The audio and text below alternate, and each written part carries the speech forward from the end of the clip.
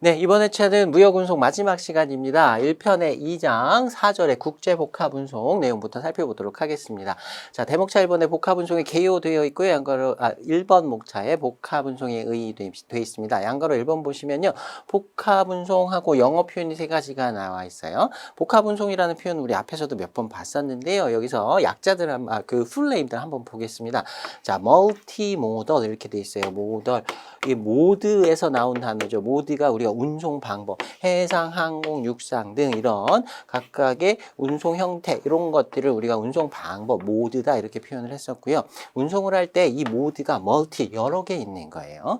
그래서 뭐 A라는 장소부터 B라는 장소까지 물품을 운송하는데 실제로는 운송 구간이 뭐 여러 개가 복합이 될 수 있습니다. 뭐 육상 운송 구간이 있을 수도 있고 해상 운송 구간이 있을 수도 있고 그다음에 뭐 항공 운송 구간이 있을 수도 있다. 근데 이런 각각의 구간들 운송 방법들을 조합해서 출발지로부터 목적지까지 이렇게 운송하는 걸 복합운송이라고 얘기합니다. 그래서 그걸 이제 멀티모델이라고만 표현 안 하고요. 컴바인드, 합쳐졌다. 이런 모드들이 합쳐졌다 해서 컴바인드라고 표현하기도 하고요. 어떤 경우에는 인터모델이라고 표현하기도 합니다. 멀티모델이나 인터모델이나 같은 뜻이에요. 인터가 서로 뭐 영향을 주는 이런 뜻이잖아요. 그래서 모드 간의 운송이다라고 해서 복합운송으로 다 번역을 하고 있고요. 영어 표현으로는 이런 표현들이 쓰이고 있으니까 뭐 어렵지는 않을 겁니다. 자, 그 복합운송이라는 게 뭐다라는 것만 정확하게 기억을 하고 계시면 됩니다. 자, 그다음에 양괄호 2번, 양괄호 3번의 내용 한번 쭉 읽어보시면 될 것 같고요. 양괄호 3번에 나오면 뭐 태클 투 태클이니 CY 투 CY니 소투 도어니 이런 표현들은 뒷부분에서 다시 한번 다룰 테니까 거기서 설명드리도록 하겠습니다. 자, 2번 목차 보시면 복합운송의 특징 되어 있습니다. 첫 번째 보시면요. 단일 운송 계약이다 이렇게 돼 있어요. 자, 여기서 중요한 건 하나의 운송 계약을 체결한다라는 거예요. 자, 말씀드린 대로 A라는 장소부터 B라는 장소까지 물품을 운송하는데 여러 가지의 운송 방법이 조합될 수 있지만 운송 계약을 각각 구간별로 따로 체결하는 게 아니라 계약은 그냥 하나로 체결하는 거예요. A라는 장소부터 B라는 장소까지 물품 운송에 대해서 계약은 하나를 체결한다. 계약이 하나니까요. 단일 운임을 부과한다라고 표현합니다. 전체 구간에 대해서 얼마의 운임을 부과한다. 이렇게 하나의 운임을 제시하는 것이고요. 그러한 그 제시되는 복합운송에서 제시되는 복합운송의 운임은 각각 구간별의 운임을 단순히 합산한 것이다라고 보기는 좀 어려워요. 그 내용들이 들어가 있긴 하지만 이런 전체적인 운송의 방법들이나 구간들을 감안해 가지고 하나의 운임을 제시한다.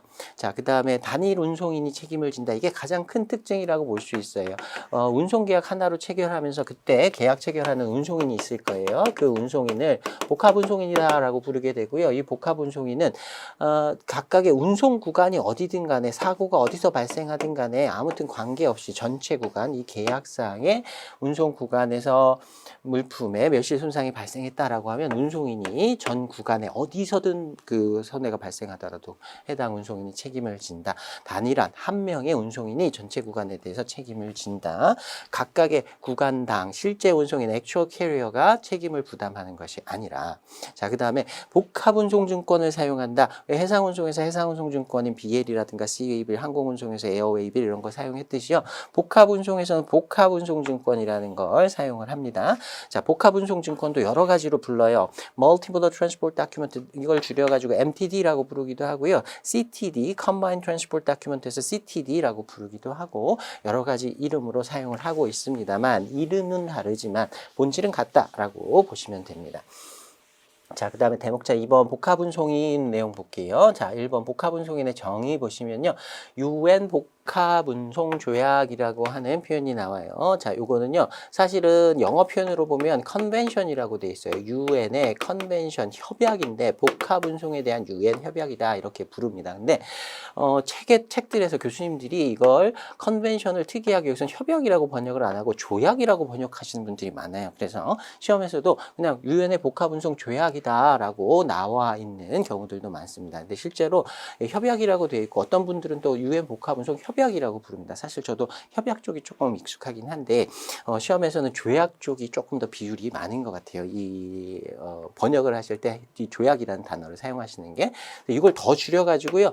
멀티모더를 줄여가서 MT 해서 뒤에다 조약 붙여 그냥 MT 조약 이렇게 줄여서 부르시기도 합니다. 뒷부분에서 우리가 중거법 공부하면서 요거 다시 한번 보긴 할 거예요. 자, 이 UN의 복합운송 조약에 정의가 나와 있는데요. 복합운송인이란 이렇게 한번 읽어보시면 돼요. 별 내용은 없어요. 근데 복합운송인을 MTO라고 줄여서 부르기도 합니다. 이 약자도 한번 눈으로 익혀두시기 바랍니다. Multimodal Transport Operator. 그래서 뭐 별 내용은 아니었는데 MTO라고 줄여서 복합운송인을 부르기도 한다라는 것 봐두시면 좋겠습니다. 자, 그 다음에 2번 목차 보시면요. 복합운송인의 유형 이렇게 되어 있어요. 자, 양가로 1번 보시면 실제 운송인은 Actual Carrier형 이렇게 되어 있습니다. 자, 복합운송인의 역할을 하는 그 운송인이 자기가 배도 있고요. 비행기도 있고요. 뭐 육상, 트럭, 기차 같은 것들 다 보유를 하고 있어서 각각의 운송 구간을 자기가 실제로 운송하는 거예요. 그러니까 복합 운송인으로서 전체 구간의 책임을 지면서 실제 운송도 자기가 스스로 하는 경우입니다. 이런 회사가 있을 수도 있어요. 있을 수도 있지만 예를 들어서 우리나라로부터 전 세계 어디를 가든 저희한테 맡겨주시면 저희가 가진 운송수단으로 전부 다 운송해 드리겠습니다. 할 수 있는 운송인은 없다라고 보시면 돼요. 전 세계 어느 구간이나 모든 운송수단을 자기가 다 스스로 보유하고 있고 자기가 갖고 있는 운송수단으로만 운송하는 이런 경우는 거의 없다. 특별한 경우에 아주 뭐 운송량이 많아가지고 그 구간에 대해서는 우리가 이런 것들 갖고 있다. 그런 구간이 있을 수도 있겠지만 전체적으로는 좀 특이한 유형이다. 뭐 가능은 하겠지만 실질적으로는 잘 보이지 않는 유형이다라고 보시면 되겠습니다. 자, 그다음에 양가로 2번 보시면요. 운송주선인형, 계약운송인형이라고 하기도 하고요. 그다음 포워더형이라고 부르기도 하고 뭐 컨트랙 캐리어라고 부르기도 하고 여러 가지로 부릅니다. 일반적인 복합운송인은 다 여기에 속한다. 대부분 우리가 실무에서 보는 복합운송이다라고 하면 이 운송주선인형, 포워더형에 속한다라고 보시면 되겠습니다. 자, 자기가 직접 이런 운송수단을 보유하고 있지는 않아요. 근데 포워더로서 각각의 실제 운송인들한테 운송계약을 체결해서 운송을 조합한 다음에 그 전체의 내용을 가지고 내가 이 구간에 대해서 다 책임을 져드리겠습니다 하고 복합운송 계약을 체결하는 당사자를 이야기한다라고 보시면 되겠습니다. 나머지 내용들도 한 번 정도 읽어보고 넘어가시면 될 것 같고요. 동그라미 4번에 보시면 무선박 공중운송인 이렇게 우리말로 번역을 하는데 약자로요. NVOCC 이렇게 씁니다. 이 약자는 자주 등장하니까 기억을 좀 해두세요. Non-Vessel Operating, 선박을 운영하지 않는다라는 뜻이죠. 공중운송인 누구나 다 사용할 수 있는, 그러니까 용선계약처럼 어떤 특정한 화주만을 위해서 이런 운송계약을 체결하는 것이 아니라 누구든지 다 원하는 사람이라면 예약을 할 수 있도록 하는 그런 일반적인 형태의 운송 주선인형의 복합운송인을 NVOCC라고 합니다. 자, 이거 미국 뭐 신해운법이라고 하는 법에 나오는 용어인데요. 그 법의 내용까지 아실 건 없고요. NVOCC라고 하는 건 미국에서 부르는 미국식의 용어인데 포워더형 복합운송인, 계약운송인형, 운송주선인형 복합운송인을 부르는 용어구나라는 것 정도만 알고 계시면 됩니다. 자, 그 다음에 대목차 3번 보시면 이제 복합운송 증권 살펴보겠습니다. 자, 1번 개요해가지고요. 양가로 1번에 복합운송 증권 MTD 이렇게 나와 있는데요. 이름 정도만 일단 봐두시면 되고요. 뒷부분에 대해서는 그냥 지금은 넘어가셔도 문제 없습니다. 자, 2번 목차 보시면 복합운송 증권의 특징 이렇게 되어 있는데요. 뭐 특징이라고 해도 되고 기능이라고 해도 되고 법적인 성격이라고 해도 되고 여러 가지로 이름으로 부를 수가 있습니다만 내용 한 가지씩 보겠습니다. 자, 물품을 수령했다라는 것 그리고 운송계약이 있었다라는 것의 증거다. 일반적인 우리 BL이나 C웨이빌이나 에어웨이빌이나 여태까지 배웠던 운송증권의 기본적인 기능들이 이런 게 있었어요. 물품을 운송인이 잘 수령했다라는 걸 증명할 수 있다. 그리고 운송계약이 있었다라는 걸 증명할 수 있다. 복합운송에서도 복합운송 계약서는 별도로 쓰지 않고요. 부합계약의 형태로 이렇게 운송증권상에다 운송계약의 내용을 써서 그걸 가지고 전체 운송에 적용을 시키게 됩니다. 자, 그 다음에 앞에서 봤던 우리 그 개념하고 거의 유사한 개념들이 다시 한번 나와요. 전 운송 구간을 커버하게 된다. 복합운송증권상의 물품의 출발지로부터 목적지까지 전체 운송 구간이 다 나와 있고 그 각각의 실제 운송인이 각각의 운송 방법별로 다른 운송 구간이 있을 수도 있겠지만 아무튼 이 MTD 한 장으로 전체 운송 구간이 다 커버가 된다. 그리고 보통 이제 복합 운송인은 계약 운송인형, 포워더형이 많다 그랬어요. 주로 계약 운송인에 의해서 발행이 된다. 실제 운송인이 발행하는 경우도 있을 수는 있겠지만 일반적으로는 다 운송 주선인이 발행한다. 자, 그 다음에 보통은 이제 본선 적재 전에 발행한다. 네, 본선 적재라는 건 이제 보통 이제 해상 운송, 뭐 항공 운송도 마찬가지긴 합니다만 복합 운송의 특징이다라고 하면 원하는 장소, 송화인이 위치하고 있는 자기가 물건 갖고 있는 장소로부터 시작해 가지고요. 뭐 해상운송, 항공운송 끝나고 내륙 지역으로 들어가서 수하인이 자기가 원하는 장소까지 이렇게 한 번에 운송계약 체결해서 쭉 운송할 수 있다. 이게 복합운송의 특징인 것이죠. 그래서 물품을 수령했을 때 요 당시에 복합운송증권을 발행하는 것이 일반적일 텐데 나중에 물품을 운송인이 수령한 다음에 나중에 선박에 본선 적재가 된다거나 비행기에 실린다거나 그건 나중에 실리겠죠. 그러니까 실제로 물품이 외국으로 가기 위한 선박이나 항공기에 실리기 전에 그 이전에 물품을 수령하고 그때 발행한다. 그래서 수치식으로 발행되는 것이 일반적이다라고 볼 수 있습니다. 자, 그 다음에 유통성이 있느냐. 웨이빌이 붙어 있는 서류들, 에어웨이빌이나 씨웨이빌 같은 경우에 유통증권성이 없다. 원본을 목적지에서 제시하지 않아도 물품을 수령할 수 있다. 기명식으로만 발행된다라고 했어요. 근데 복합운송증권은 각각의 중거법마다 이 유통증권성이 있는지 없는지 이게 좀 별도로 구분이 되긴 합니다만 일반적으로는 그냥 통상적으로는 일단은 유통성이 있다라고 봐두시면 됩니다. MT 조약 여기는 이제 UN 복합운송 협약이라고 표시해 놨는데 복합운송 조약이라고 했던 그 협약이에요. 여기에서는 선택권을 줍니다. 처음에 발행받을 때 유통성으로 할 거냐 비유통성으로 할 거냐 이렇게 선택을 주기도 하는데 일반적으로는 보통 이제 유통증권성이 있다라고 보시면 됩니다.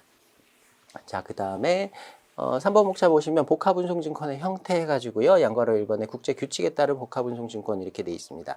자, 일반적으로 가장 많이 사용하는 표현이 이제 MTD라는 표현인데요.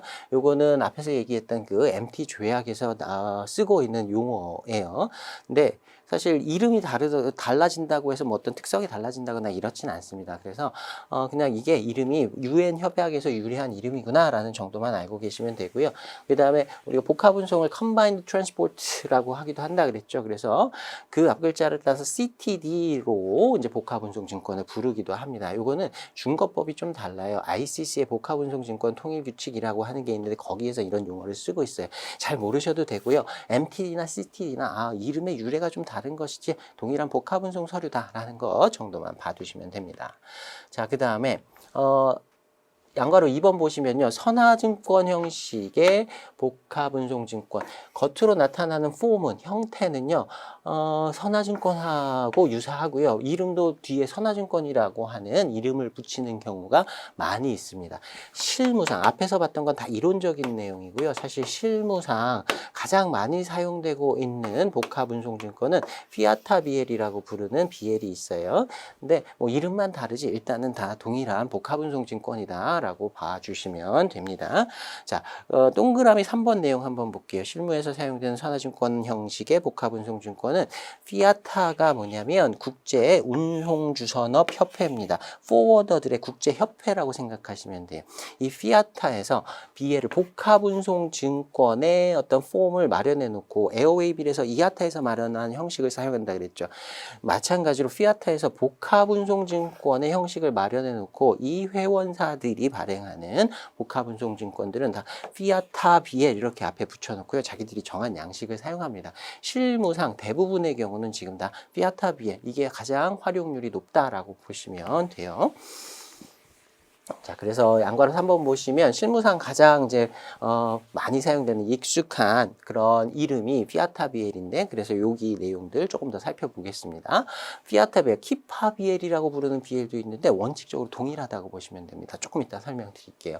자, 동그라미 1번 보시면요. FBL이라고 부르기도 합니다. 피아타 BL에서 앞글자를 따갖고 FBL이라고 부르기도 해요. 근데 어떤 경우에는요. FBL이 Forwarders BL을 의미하기도 합니다. 그래서 약어를 그냥 FBL FBL이라고 썼으면 이게 forwarders BL을 의미하는 건가, 하우스 BL 얘기하는 거예요. 운송 주선인이 발행한, 또는 피아타 BL을 의미하는 것인지 그 문맥에 따라서 살펴보셔야 되는데, 어쨌든 피아타 BL도 운송 주선인이 발행하는 것이니까요. 실제 운송인이 발행하진 않는다. 그래서 일종의 하우스 BL이다라고 얘기할 수도 있습니다. 그래서 본질은 같아요. 근데 forwarders BL을 줄여서 FBL, 그다음 피아타 BL을 줄여서 FBL 두 개 다 이렇게 줄여서 사용하는 경우들이 있습니다. 자, FBL이라고도 하고, 피아타에서 정했다. 그 폼을 피아타에서 정해서 동일하게 사용한다. 그 다음에 ICC 조금 이따 동그라미 2번의 내용하고 연결이 되어 있는데요. 뭐 약관 같은 경우에는 동그라미 2번의 내용을 따릅니다. 자, 동그라미 2번에 보시면 운송인의 책임에 있어서는 복합운송증권에 관한 웅크타드 ICC 통일규칙이라고 하는 게 있어요. 복합운송증권에 관한 ICC 통일규칙이라는 게 따로 있는데요. 그 다음에 나온 거예요. 이거는 웅크타드는 UN의 산하 기관입니다. 여기하고 협업을 해가지고 또 다시 만들어낸 복합운송의 준거법이라고 보실 수 있어요. 이름은 기억해 두시면 좋겠습니다. 피아타 BL의 준거법으로 사용되는 건 복합운송증권에 관한 그냥 ICC 통일규칙 아니고요. 웅크타드 ICC 통일규칙, 이걸 준거법으로 사용하고 있다. 자, 그 다음에 동그라미 3번 보시면 피아타 BL은 유통성이 있다라고 인정을 합니다. 기본적으로는 이거는 BL의 형태를 띠고 있다. BL은 유통성이 있으니까 피아타 BL도 유통성이 있다. 이렇게 연결해 두셔도 관계없어요. 자, 그 다음에 동그라미 4번 내용 보시면요. 실제로는 실무상으로는요. 복합운송인한테 운송 의뢰를 했어요. 근데 여기서 나 복합운송 할 건 아니에요. 해상운송, 단일운송만 할 겁니다. 나는 항공운송만 할 거예요. 인천공항부터 뉴욕공항까지 항공운송 딱 요 구간만 운송주선인한테 의뢰를 할 거예요. 근데 만약에 그 운송주선인이 피아타에 가입되어 있는 복합운송주선인이다 라고 하면 그냥 해상운송인 경우에도 피아타 BL을 발행하고요. 항공운송만 적용되는 운송에도 피아타 BL을 발행합니다. 일반적으로 그렇습니다. 근데 내용을 보면 시작하는 지점과 끝나는 지점이 항구인 경우, 이런 경우는 해상 운송 많이 적용이 되고요.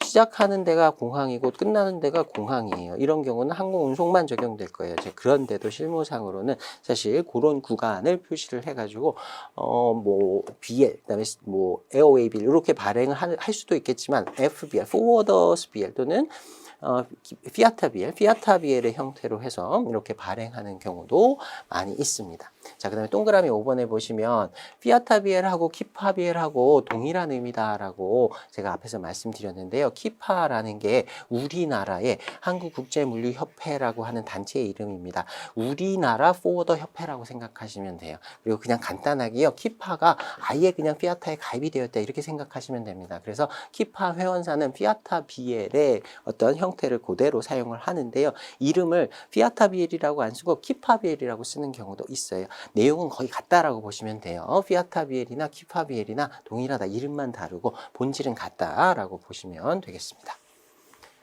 자, 문제 한번 풀어보겠습니다. 98회 60번 문제인데요. 신용장거래에서 복합운송 서류의 수리 요건에 관한 설명으로 틀린 것은, 사실 이건 신용장거래에서 UCP의 규정인데요. UCP 규정을 배워야 사실 알 수 있는 내용이에요. 그래서 나중에 2회독 하실 때 다시 한번 풀어보시면 그때 어렵지 않게 푸실 수는 있을 텐데, 여기에서는 이제 복합운송 서류 관련한 내용으로 참고로만 해두시면 되겠습니다. 자, 답만 볼게요. 4번이 답인데요. UCP에서 운송 서류를 수리할 때 누가 서명했는지 그 서명인 요건이 나와요. 나중에 공부하실 텐데 운송인 선장 또는 그들의 대리인이 서명하도록 되어 있습니다. 복합운송 서류가 이렇게 되어 있어요. 그래서 선주가 빠져야 됩니다. 자, 지금은 잘 몰라도 되니까 나중에 UCP 공부하면서 그때 다시 한번 설명드리도록 할게요. 자, 이제 대목자 4번 보겠습니다. 복합운송인의 책임 이렇게 되어 있고요. 1번 목차 보시면 책임 원칙 이렇게 되어 있습니다. 자, 그 중에 양괄호 2번 내용 볼게요. UN의 복합운송 조약, MT 조약이라고 하는 거 있다 그랬어요. 그 조약에서 복합운송을 인수한 계약 당사자로서 복합운송인이 전 운송 구간에 대한 책임의 주체가 된다. 앞에서도 몇 번 얘기했었죠. 전체 운송 구간에 대해서 한 명의 운송인, 그 복합운송인이 전체 구간에 대해서 다 책임을 진다라고 했습니다. 근데 여기서 이제 중요한 건 뭐냐면 언제 면책이 되느냐. 면책되는 건 복합운송인이 손해를 방지하기 위해서 필요한 모든 조치를 취했거나 취할 수 없었다면 면책된다라는 표현인데요. 이거는 시험에 이렇게 표현된 적이 있어요. 근데 제가 파란색으로 그 유엔의 MT 조약에 나와 있는 실제 표현은 사실 이렇게 돼 있습니다. 운송을 하다가 손해가 발생하면 복합운송인이 일단 책임을 지는 체계로 되어 있어요. 운송 중에 물품이 망가지면 복합운송인이 책임을 지는데, 다만 합리적으로 요구되는 모든 조치를 취했어요. 운송인 입장에서 내가 이런 사고가 발생할 것에 대비해서 미리 합리적인 어떤 필요한 조치가 필요하다라고 생각되는 거 다 취했다. 또는 그러한 조치를 취하는 것이 합리적으로 요구될 수가 없었다. 내가 필요한 조치를 다 하는 것, 이런 거 내가 할 바를 다 했다. 근데 그래도 사고가 생겼다라고 하면 그때는 면책이다라는 체계로 되어 있다라고 의미를 이해하시면 되겠습니다. 그래서 요것만 사실 읽으면 무슨 말인지 정확하게 잘 이해가 안 가서 그 협약의 내용 풀 그 규정을 여기 밑에다 다시 써놓긴 했는데요. 이것도 정확하게 무슨 말인지는 지금 잘 이해가 안 되실 수도 있어요. 근데 뒷부분에서 다시 한번 좀 설명드리도록 하겠습니다. 자, 그 다음에 그런 과실이 있었는지의 여부, 내가 잘못한 것이 있었는지, 운송인이 잘못한 것이 있었는지 어땠는지 그런 여부는 복합운송인이 입증하도록 하고 있습니다. 자, 밑에 심화 플러스 보시면요. 복합운송인의 책임 해가지고 1번 목차에 복합운송인의 책임 체계 이렇게 나와 있는데요. 이게 가끔 시험에 나옵니다. 자주 나오진 않지만 그래도 가끔 잊어먹을 만한 한 번씩 나와요. 그래서 어려운 내용 아니니까 용어들 좀 익혀보도록 하겠습니다. 자, 첫 번째는요. 동일 책임제도 또는 단일 책임제도라고 번역하기도 하고요. Uniform Liability System이라고 합니다. 자, 복합운송은 육상운송구간, 해상운송구간, 항공운송구간 이런 것들이 합쳐진 운송이라 그랬어요. 근데 실제로 그 운송 구간들을 담당하는 실제 운송인은 따로 있는 경우가 많다. 근데 복합운송인이 전체에 대해서 책임을 져준다 그랬어요. 책임은 전체 구간에 대해서 책임을 져준다. 그때 책임을 지는데 어떤 기준으로 책임을 지느냐를 구분한 것이 복합운송인의 책임 체계입니다. 자, 첫 번째로 나오는 단일 책임 체계, 동일 책임 체계라고도 하고요. 이거는 어디서 사고가 발생했든 간에 동일한 기준으로 운송인이 책임을 지는 거예요. 자, 어떤 경우에 해당하면 내가 손해를 보상을 해주고 손해보상액의 한도는 얼마다 이런 것들을 그냥 운송구간에 관계없이 동일하게 그냥 일률적으로 정해 놓은 겁니다. 자, 동그라미 3번 보시면요. 화주에게는 간편하나, 그렇죠? 화주 입장에서는 육상구간, 해상구간, 항공구간 어디든 사고가 발생하면 기준은 하나예요. 그에 따라서 손해를 보상받으면 되기 때문에 화주한테는 굉장히 편해요. 근데 복합운송인 경우에는 이게 좀 골치 아픕니다. 복합운송인이 자기의 화주한테는 동일한 기준으로 이렇게 보상을 해줘야 되지만 자기가 실제 운송인한테는 만약에 실제 운송인이 잘못해서 사고가 발생했다라고 하면 자기 화주한테는 먼저 보상을 해주고 이 실제 운송인한테 중간에서 구상을 받아야 되거든요. 근데 구상 받을 때는 육상운송, 해상운송, 항공운송의 중거법이 다 달라요. 그래서 그때 자기가 실제로 실제 운송인한테 복합운송인이 구상받을 수 있는 중거법은 그때 다른 겁니다. 그래서 자기 복합운송인 입장에서 본다면 자기가 화주한테 책임을 지는 시스템하고 그다음에 자기가 실제 운송인한테 나중에 구상받을 수 있는 시스템의 차이가 있기 때문에 좀 복잡해질 수 있다. 복합운송인의 입장에서는 그렇다는 거예요. 자, 그 다음에 양괄호 2번 보시면요. 이종 책임제도라는 게 있습니다. Network Liability System이에요. 자, 두 번째는 이종, 서로 다르다라는 뜻이에요. 종류가 다르다. 이 책임을 지는 종류, 그 체계가 다르다라는 거예요. 자, 육상운송 구간에서 발생하면 어떤 식으로 책임지겠다. 이렇게 규정을 하나 만들어 놓고요. 그 다음에 해상운송 구간에서 발생한 손해는 어떤 식으로 책임지겠다.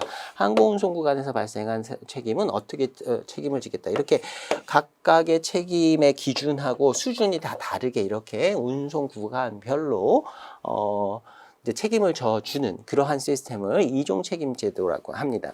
근데 이거는 이론상으로는 굉장히 그럴듯해 보이는데요. 사실 컨테이너 안에 물품을 넣어갖고 운송을 해가지고요. 목적지까지 갔는데 열어봤더니 물품이 망가졌다. 근데 어디서 망가졌느냐? 이걸 나중에 특정 짓지 못하는 경우가 일반적입니다. 대부분 다 그래요. 나중에 도착해서 망가졌다는 건 알았지만 이게 육상 구간에서 해상 구간에서 항공 구간에서 어떤 구간에서 손해가 발생했지? 이걸 모르는 경우가 많아요. 그래서 만약에 손해 발생 구간이 어딘지 모른다라고 하면요. 기준을 하나 정해줍니다. 자, 이런 경우에는 어디에서 사고가 발생한 것으로 보자. 자, 이런 경우에는 어디서 사고가 발생한 것으로 보자. 그래서 각각의 그 상황에 따라서 어떤 기준을 적용할지를 적용하는 기준까지도 따로 두고 있어요. 자, 이런 게 이종 책임 제도입니다. 일반적인 경우는요, 보통 이제 해상 운송을 끼고 복합 운송을 하는 경우가 많고, 해상 운송 구간이 가장 긴 경우가 많습니다. 그래서 어디서 사고가 발생했는지 잘 모른다라고 하면 해상 운송에서 사고가 발생한 것으로 보고, 이제 책임을 부담하는 그런 경우가 일반적입니다. 우리나라 상법도 이런 식으로 되어 있어요. 자, 그 다음에 양가로 3번 보시면요. 수정 동일 책임 체계 또는 수정 단일 책임 체계라는 게 있어요. 세 번째는 수정 단일 책임 체계, 수정 동일 책임 체계. 요거는요, 말 그대로 1번하고 2번을 다 합쳐 놓은 거예요. 그래서 기본적으로는 어떤 원칙이 하나 있어요. 기본 원칙이 있고 그 기준에 따라서 보상을 하지만, 만약에 어디서 사고가 발생됐는지를 알았다. 이게 해상 운송에서 발생됐다는 걸 알았다라고 하면 그때는 그 해상 운송에서 적용되는 국제 규칙을 적용하되, 특히 유엔의 복합 운송 협약이 이런 체계를 갖고 있거든요. 요거 하나만 사실 여기 이런 수정 동일 책임 체계가 적용된다라고 보시면 됩니다. 시험 보실 때는 그냥 요거랑 수정 동일 책임 체계하고 유엔의 복합 운송 협약하고만 연결을 시켜 두시면 돼요. 자, 이 중에서 기준이 예를 들어 뭐 손해가 발생했을 때 손해배상의 한도액이 뭐 100 정도가 됐다. 근데 해상운송에서 기준을 따져봤더니 120을 배상하도록 돼 있다. 그럼 120으로 배상하는 게 화주한테는 더 유리하잖아요. 이게 화주한테 유리한 그런 그 해당 구간에 국제 규칙이 있다면 그거를 우선적으로 적용해 주는 겁니다. 약간 복잡하긴 한데 화주한테 좀 유리하게 적용시켜 주기 위한 제도다. 그리고 유엔의 복합운송 협약에서 이걸 채택하고 있다. 이런 정도만 봐두시면 되겠습니다. 가끔 문제로 나와요. 그리고 이번 목차에 운송구간별 운송인의 책임 원칙 되어 있는데요. 이건 그냥 참고만 하고 넘어가셔도 됩니다. 지금은 크게 신경 안 쓰셔도 돼요. 자, 문제 한번 풀어보겠습니다. 100회 61번 문제인데요. 복합운송인의 책임에 대한 설명으로 틀린 것을 물었습니다. 자, 동일 책임제도, 책임제도, 단일 책임제도는 손해 발생 구간에 관계없이 그냥 하나의 기준을 갖고 단일 책임제도를 적용한다라고 했어요. 자, 그 다음에 2번 보시면요. 이종 책임제도는 모든 경우 운송구간마다 적용되는 책임체계가 다르다. 일단 넘어가겠습니다. 3번 보시면 유엔의 국제물품복합운송조약, MT 조약이라고 줄여서도 부른다 그랬어요. 수정 동일 책임제도를 채택하고 있다. 요거하고 유엔 복합운송협약 요것만 연결시켜 두라고 말씀드렸어요. 자, 그 다음에 이종 책임제도의 경우 복합운송인이 하청운송인에게 구상권을 행사하기가 용이하다. 복합운송인이 자신의 화주에게 책임을 져주는 거하고 실제 운송인, 하청운송인이라고 표현이 되어 있는데 실제 운송인을 얘기하는 거예요. 실제 운송인한테 적용되는 그 구간별로의 협약을 적용하기 때문에 보상하고 나중에 구상받는 그 시스템이 다 동일한 겁니다. 아까 동일 책임 제도는 하나의 기준으로 보상을 화주한테 보상해주고 나중에 구상받을 땐 각각의 구간별로 나눠가지고 이렇게 보상을 받아야 되니까 복잡하다 그랬어요. 근데 이종 책임제도는 그게 동일하기 때문에 구상권 행사하기가 운송인 입장에서는, 복합운송인 입장에서는 용이하다 이렇게 보시면 되겠습니다.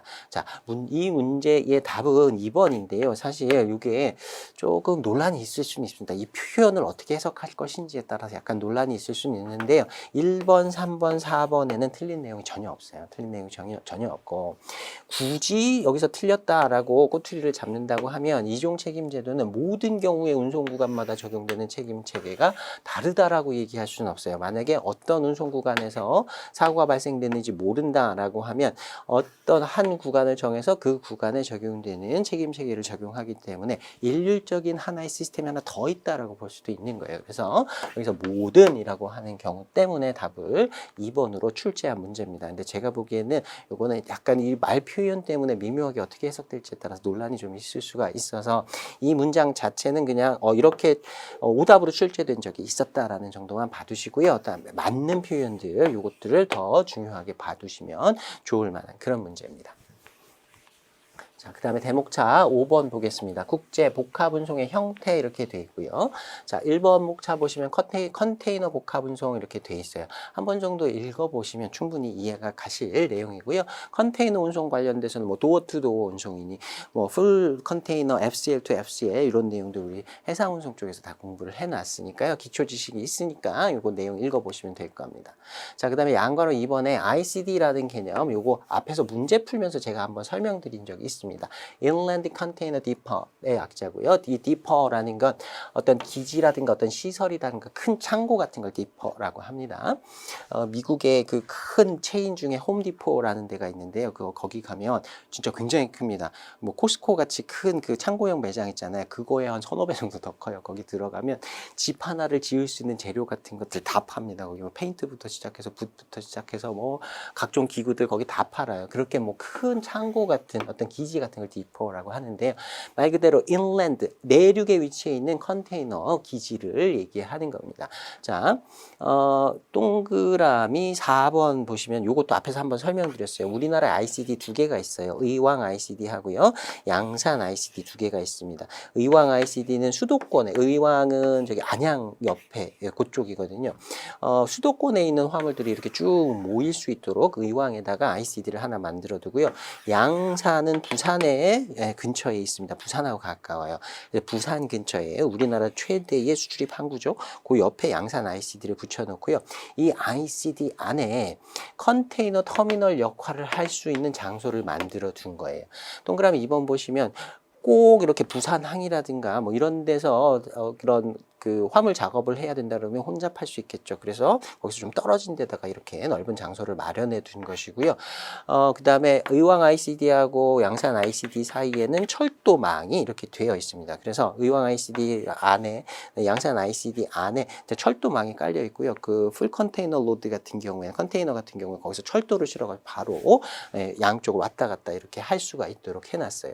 자, 그 다음에 동그라미 3번 보시면 ICD에서는 화물의 장치, 보관, 집 뭐 같은 말이라고 보시면 됩니다. 화물을 컨테이너 화물 같은 걸 보관해 놓을 수 있는 뭐 화물을 모아서 어떤 작업을 할 수 있는 그런 공간들을 마련해 놨고요. 그리고 통관의 기능을 한다라고 보통 표현하는데 무슨 말이냐면 의왕 ICD 안에는 안양 세관이 있어요. 세관이 이 안에 있습니다.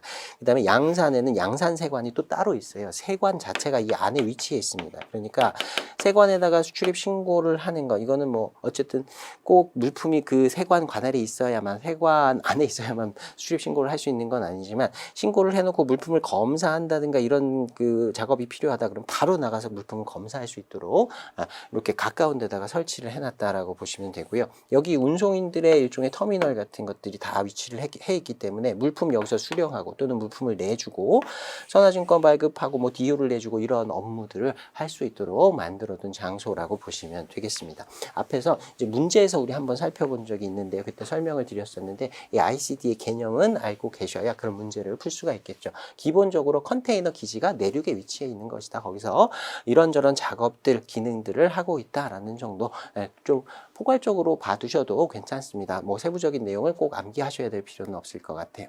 자, 그 다음에 2번 목차 보시면 랜드 브릿지라는 개념이 나옵니다. 랜드 브릿지는요, 말 그대로 땅을 어떤 다리처럼 중간에 어떤 거쳐가는 그런 그 매개로서 그 대륙을 사용하는 방법을 랜드 브릿지라고 합니다.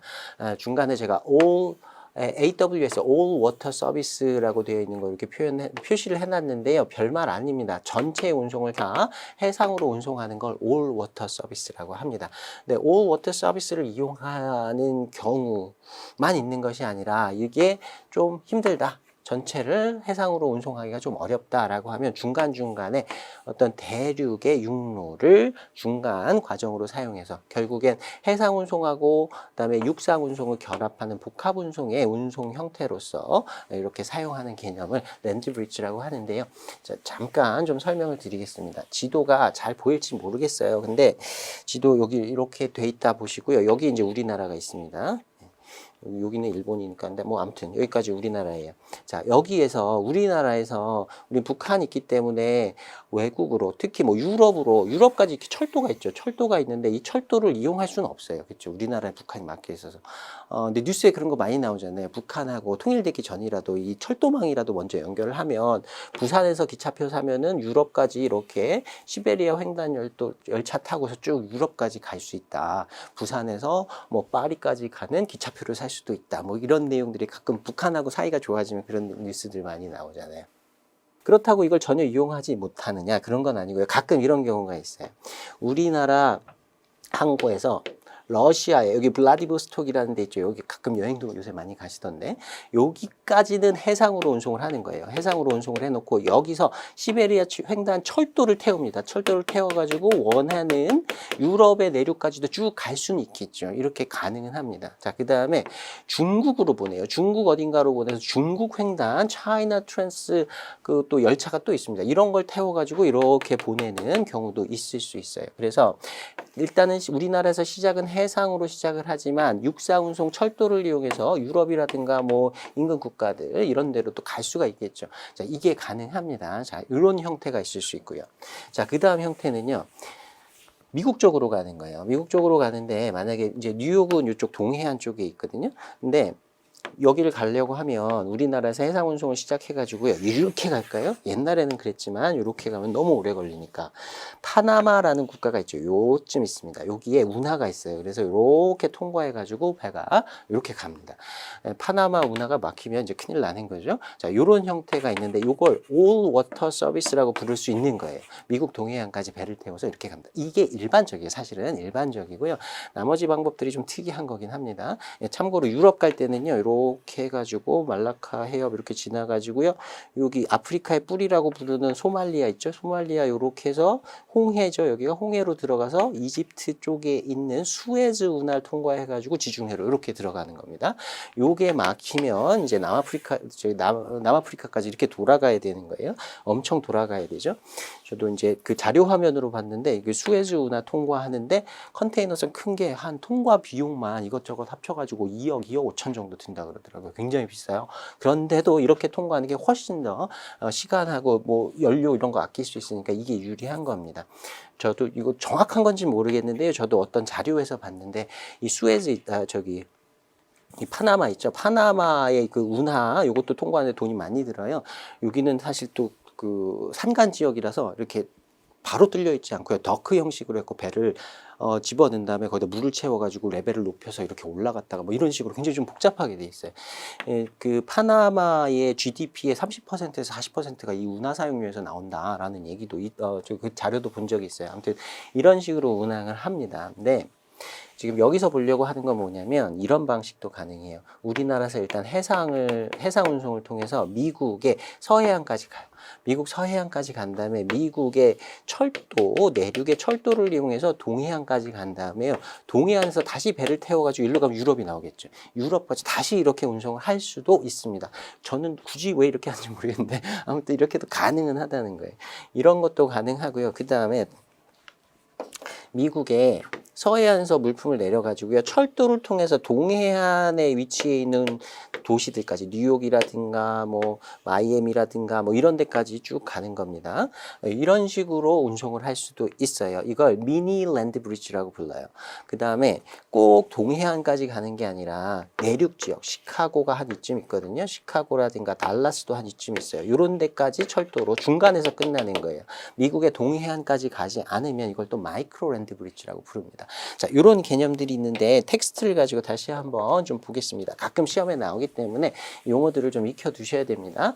자, 처음에 양가로 2번에 보시면요. 랜드 브리지의 주요 경로 이렇게 되어 있고요. SLB라고 되어 있습니다. 이거는 사이베리안 랜드 브리지, 시베리아라고 우리가 부르는 데 있죠. 자, 시베리아 횡단 철도를 이용하는 거예요. 그래서 뭐 러시아를 통해서 간다든가 아니면 중국을 통해서 간다든가 이런 방법으로 결국에 최종적으로 유럽이라든가 뭐 중동까지도 갈 수 있겠죠. 그런 식으로 연결이 가능한 이런 육로를 중간에 이용하는, 처음에는 우리나라에서는 해상으로 출발해서 육로를 통해서 특히 철도를 이용해서 가는 방법들을 사이베리안 랜드 브리지라고 불러요. 뭐 중간에 내용들을 한번 쭉 해서 참고해 보시면 됩니다. 세부적인 내용까지 다 이런 용어들까지 다 암기해야 되는 건 건 아니에요. 여기 앞에 나오는 용어들 정도만 기억해 두시면 됩니다. 자, 그 다음에 아메리칸 랜드 브릿지라고 하는 게 그 미국 대륙을 브릿지로 이용하는 방법을 얘기하는 겁니다. 자, 극동지역, 우리나라를 극동지역이라고 하죠. 일본이랑 우리나라, 그 다음에 중국의 동해안 정도, 그 다음에 유럽 사이를 미국의 육상로를 거쳐서 운송하는 방식이다. 미국까지 해상으로 간 다음에 미국에서 철도해서 여기서 다시 배 태워서 유럽까지, 이런 방식으로도 가능은 한 거예요. 자, 그 다음에 MLB라고 부르는데요. 미니 랜드 브릿지를 줄여가지고 MLB라고 부릅니다. 야구 아니고요. MLB입니다. 자, 그 중에 미니 랜드 브릿지하고요. 마이크로 랜드 브릿지 두 가지가 있어요. 이것도 좀 구별해서 기억해 두셔야 됩니다. 가끔 시험에 나와요.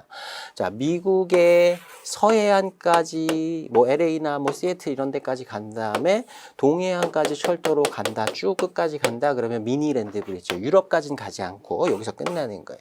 자, 그 다음에 마이크로는 미니보다 조금 더 짧은 개념이다. 중간까지 미국에 있는 주요 도시, 거점 도시까지 내륙까지 철도로 서해안부터 출발해가지고 이렇게 가는 방식을 마이크로랜드 브릿지라고 부른다. 또 마이크로랜드 브릿지를 IPI라고 부르기도 해요. 인테리어 포인트, 내륙에 위치해 있는 곳까지 인터모달, 복합 운송을 하는 것이다 라고 해서 IPI라고 부르기도 합니다. 그리고요, 이거는 그냥 참고로만 보시면 돼요. 꼭 서해안으로부터 동해안까지 가야 되는 건 아니라 해상 운송을 미국의 뭐 뉴욕이라든가 이런 데까지 해상 운송을 파나마 운하 통해서 이렇게 동해안까지 간 다음에 동해안에서 거꾸로 이렇게, 마이크로랜드 브릿지하고 방향이 반대죠. 이런 식으로 운송하는 것도 가능은 하겠죠. 이걸 리버스 IPI라고 또 부릅니다. 거꾸로 된 IPI다. 자, 이런 용어들 좀 기억해 두시고요. 꼭 근데 미국만 통해서 가야 되는 건 아니고요. 캐나다를 통해서 갈 수도 있겠죠. 그럴 땐 또 캐나디안 랜드 브릿지 이렇게도 부릅니다. 자, 이 앞에 나오는 주요 경로의 약어들이 어떤 걸 의미하는지 미니 랜드 브릿지, 마이크로 랜드 브릿지 이런 것들 좀 기억을 해 두시기 바랍니다. 자, 그 다음에 3번 목차 보시면 Sea and Air라는 개념이 있어요. 자, 이거는 말 그대로 해상 운송과 항공 운송을 합한 형태입니다. 예를 들면 뭐 우리나라에서 해상 운송을 출발해 가지고요. 중동 지역에 있는 뭐 어디 두바이라든가 뭐 이런 데까지 가요. 그다음에 거기서부터는 유럽 지역까지 항공 운송으로 보낸다거나 이런 방식으로 복합 운송을 하는 경우를 Sea and Air라고 부른다. 뭐 해상 운송보다 조금 빠를 거고요. 항공 운송보다는 좀 저렴하겠죠. 그런 정도로 보시면 되겠습니다. 자, 그 다음에 심화 플러스에 우리나라 컨테이너 내륙 운송과 운임돼 있는데요. 이거는 그냥 참고만 하시면 돼요. 그냥 넘어가셔도 됩니다. 세부적인 내용은 모르셔도 돼요. 자, 문제 한번 보겠습니다. 101회 67번 문제인데요. 국제복합운송의 주요 형태에 대한 설명으로 옳지 않은 것을 물었습니다. 자, 1번 보시면 랜드 브릿지는 해상운송하고 그 다음에 도로운송, 특히 철도 운송을 결합한 형태다라고 했어요. 해륙 복합 운송 방식이다. 자, 그 중에 미니 랜드 브릿지 MLB라고 불렀던 게 있어요. 3국간 랜드 브릿지에 해당한다. 이건 만약에 우리나라에서 출발했다라고 하면 미국을 거쳐서 미국을 통과해가지고 뭐 유럽까지 간다. 이런 형태로도 사용을 할 수 있다 그랬어요. 근데 그런 경우에는 그냥 아메리칸 랜드 브릿지라고 부르고 미니 랜드 브릿지는 외국으로 유럽까지 가진 않고 미국 동해안에서 멈추는 것이라고 그랬어요. 그러니까 3국간 우리나라를 기준으로 했다고 하면 우리나라와 미국 간의 2국 간의 두 개 국가 간의 랜드 브릿지다. 3국간이라는 말이 틀렸습니다. 자, 그다음에 3번 보시면 유라시안 횡단 철도는 한반도, 중국, 러시아를 경유해서 유럽까지 연결되는 새로운 철도망이다. 참고만 해보시면 되고요. 아까 사이베리안 랜드 브릿지라고 했던 그 개념이 이런 것들을 사용하는 겁니다. 자, 그 다음에 4번 보시면 Sea and Air는 복합 운송을 이용하면 전 구간 해상 운송에 비해 운송 기간은 단축이 되겠죠. 일부 구간은 항공으로 가니까. 근데 전 구간 항공 운송을 하면 비쌀 테니까 일부 구간 해상 운송을 사용해서 운임을 좀 낮춘다. 중간 정도에 있다. 해상 운송과 항공 운송 결합해서 중간 정도의 어떤 효용을 가진다 보시면 되겠습니다. 여기서 답은 2번이었습니다.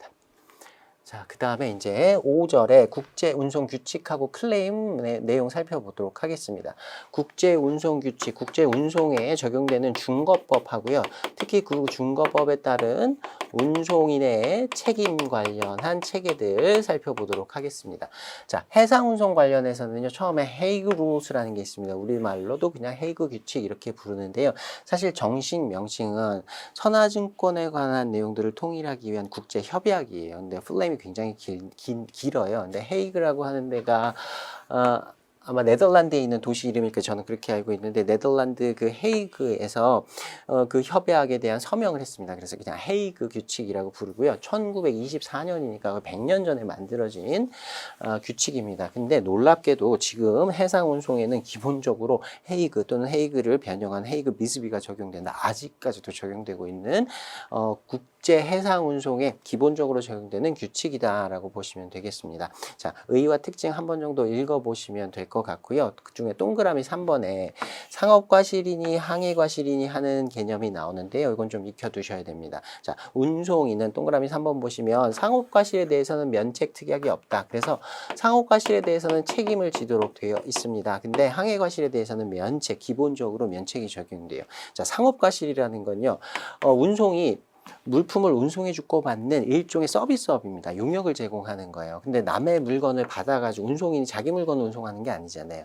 이제 운임을 받고 남의 물건을 운송해 주는데 물품을 선적한다거나 운송수단 내에서 이리저리 움직이는 적부를 한다거나 실제 운송을 한다거나 보관, 양육 등을 하는 데 있어서 남의 물건이니까 잘 다뤄야 돼요. 막 마음대로 확 던지고 발로 뻥뻥 차고 막 비 맞는데 놔두고 해서 물건이 망가지면 당연히 책임을 져야 되겠죠.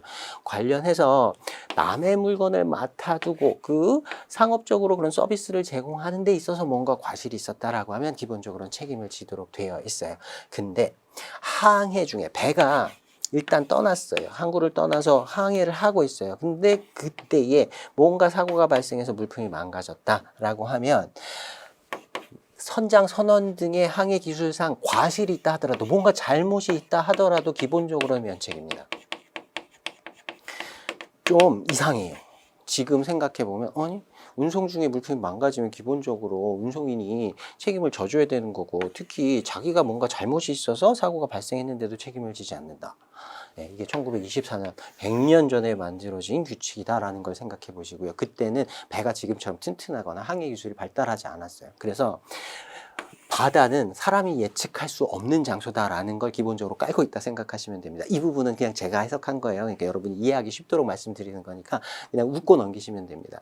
사람은 능력이 한계가 있는데 바다에서 일어나는 이런 자연에서 일어나는 것 이런 상황에 대해서 감히 한낱 하나의 사람이 어떻게 바다에서 일어나는 일에 대해서 책임을 지겠느냐. 바다에서는 뭔가 일이 일어나도 우리는 대자연을 거스를 수가 없기 때문에 거기서 발생한 손해에 대해서는 우린 면책이다. 이렇게 기본적으로 규정을 해두었다고 보시면 됩니다. 사실 이 헤이그 규칙이라는 게요, 화주보다는 그 운송인이라든가 아니면 거기에 이제 돈을 대는 은행이라든가 뭐 보험회사라든가 이런 사람들이 모여서 만들어졌기 때문에 화주보다는 그런 갑의, 그러니까 갑이라고 한다기보다는 좀 기득권의 입장에서 이렇게 그 규칙이 체결이 됐습니다. 그래서 이런 식으로 좀 화주한테 불리한 규정을 갖고 있습니다. 아무튼 운항 중에 배가 바다에 떠가고 있는 상황에서는 일부를 제외하고는요, 과실이 있다 하더라도 운항 중에 발생한 사고는 책임지지 않습니다. 다만 운항 중이라 하더라도 실려 있는 물품을 잘못 다뤘어요. 뭐 선적 잘못했다거나 안에서 움직이다가 뭔가 발로 뻥뻥 차고 뭐 이랬다. 거기다가 뭐 물을 뭐 이렇게 쏟아지게 했다라든가 뭐 이런 식이라면 그건 상업과실에 해당하는 거예요. 그래서 상업과실은 책임을 지지만 운송 중에 배의 운항과 관련된 항해 기술상 발생한 뭔가 손해에 대해서는 그에 대한 과실이 있다 하더라도 책임은 지지 않도록 이렇게 규정을 하고 있습니다. 자, 그리고 양괄호 2번에 보시면 내용에서 동그라미 1번 보시면요, 최약국에서 발생한 선화증권에 관하여 발행한 선화증권에 하나의 해당 규칙을 적용하도록 처음에는 이렇게 규정을 하고 있었는데요. 조금 있다가 보면 이런 그 적용의 원칙이 약간 달라지긴 합니다. 일단 요 정도만 보고 넘어가시고요. 동그라미 2번 보시면 운송인의 책임되어 있습니다. 이 중에서 앞에서 말씀드린 그 항해과실 면책이라고 하는 것, 그 부분에 대한 약간 구체적인 내용들을 살펴볼 거예요. 자, 동그라미 2번 보시면 헤이그 규칙에서는 기본적으로 운송인은 뭐에 대해서 책임을 지냐면 발항전, 발항이라는 건 항해를 떠나기, 항해를 시작한다는 뜻입니다. 항해를 시작하기 전하고요. 발항 시, 그러니까 항구에서 배가 정박이 돼 있다가 물건 싣고 떠나는 순간까지예요. 그 순간까지 상당한 주의 의무가 있습니다. due diligence라는 표현을 쓰는데요. 자, 상당한 주의가 있고 선적 후 양육할 때까지 다음에 책임사항을 지키지 않은 경우에는 여기 뭐 포장당 100파운드라고 되어 있는데 이거는 지금 모르셔도 돼요. 모르시는 게 아니라 그냥 무시하세요. 일단 무시하고 넘어가세요. 자, 첫 번째는 요 세 가지에 대해서 상당한 주의를 기울여야 한다라고 책임 원칙을 정해놨습니다. 자, 첫 번째는 선박의 감항 능력. 감학 능력이라고 하는 건 영어 표현으로 seaworthiness 이렇게 표현합니다. 직역해보면요, 바다에서 가치가 있는 거예요. 바다에서 가치가 있다라는 말은 배가 항해를 하면서 일반적인 뭐 그런 해상 상황에서는 약간 파도도 있을 거고 바람도 불 거고 비도 약간 올 수 있고요. 예, 그런 상황을 다 견디고 항해를 제대로 할 수 있는 능력, 그걸 이제 seaworthiness, 우리말로 감항 능력 또는 감항성이라고 얘기를 합니다. 자, 감항 능력을 지니게 할 것. 근데 최종적으로 감항 능력이 있는지 없는지를 따지는 게 아니라요, 감항 능력을 갖추는 데 상당한 주의를, 최선을 다하면 됩니다. 자, 그 다음에 두 번째는 뭐 선원이라든가, 의장은 장비란 뜻이에요. 이런 걸 갖추고 보급품을 보급하고, 그 다음에 물품을 적재할 장소, 그 다음에 수령 보존에 적합하고 안전하게 유지하고, 이런 걸 결과적으로 했냐 안 했냐를 따지는 게 아니라요, 이런 걸 하는데 상당한 주의 의무를 기울였으면 운송인은 책임을 다한 거다, 이렇게 해놨습니다. 그리고 그것도 언제까지? 항해를 떠나기 전까지만 이에 대해서 상당한 주의를 다 했다라는 걸 증명하기만 하면 운송인은 다 면책돼요.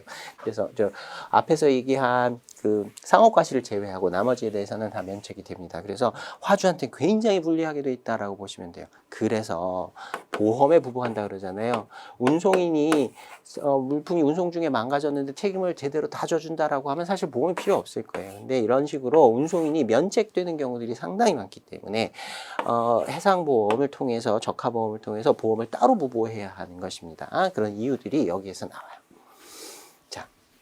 그 밑에 심화 플러스 보시면 운송인의 책임 부담 유형 이렇게 돼 있는데요. 과실 책임주의라는 말이 있어요. 말이 좀 그럴듯하긴 한데 별 내용은 없습니다. 자, 운송인이 과실, 책임이, 자기가 뭔가 잘못한 게 있는 경우에 책임을 준다라는 거예요. 잘못한 게 없는데 책임을 지진 않는다라는 의미가 되고요. 일반적으로는 다 과실 책임주의가 적용이 됩니다. 자, 무과실 책임주의라는 건 일단 사고가 운송 중에 발생하면 과실이 있든 없든 간에 운송인이 다 책임을 지는 거예요. 근데 일정 면책 사항들이 들어 있습니다. 그 면책 사항들에 해당하는 걸 제외하고는 운송인 책임이 있는지 없는지, 과실이 있는지 없는지 여부에 관계없이 다 책임을 지는 체계를 무과실 책임주의라고 해요. 항공운송에서는 이런 것들이 적용된다. 그다음에 육상운송에서도 이런 것들이 적용이 됩니다. 자, 그다음에 엄격 책임주의라고 하는 건요, 화물에는 적용이 안 된다고 보시면 됩니다. 이거는 예외 사항도 없고 무조건 책임지는 건데요. 항공운송에서 사람에 대한 책임을 져야 될 때, 사람이 다치거나 죽거나 하는 경우에 항공운송인이 책임지는 건 엄격 책임주의, 이거는 예외 규정도 없어요. 무조건 책임을 지도록 되어 있습니다. 근데 화물 쪽에는 적용되지 않으니까 사실은 우리는 요 두 개만 보면 되는데, 이것도 몰라도 돼요. 그냥 이게 과실 책임주의, 운송인이 과실 있는 경우에 책임을 묻는 그런 거구나, 당연하다라고 보시면 되겠고요.